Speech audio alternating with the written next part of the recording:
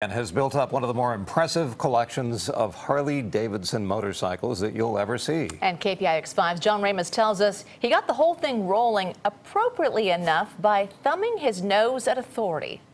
In an undisclosed garage near downtown Vallejo, Tom McElhatton maintains his private museum, a tribute, really, to the things he loves most in life.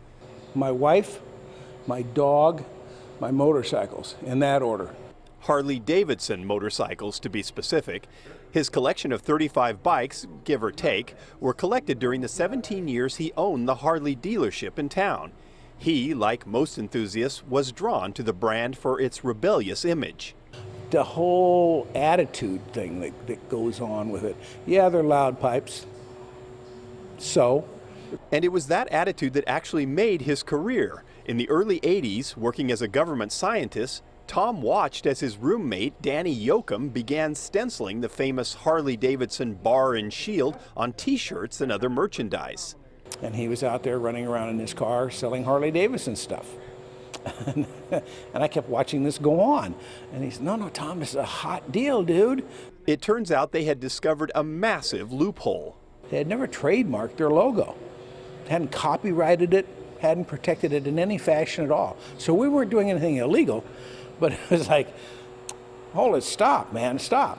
So the company called Tom in and offered him the local dealership just to get him to stop using their logo. Now his stable is full of vintage Harleys, including his 1909 5A, which is currently part of an art exhibit in Richmond.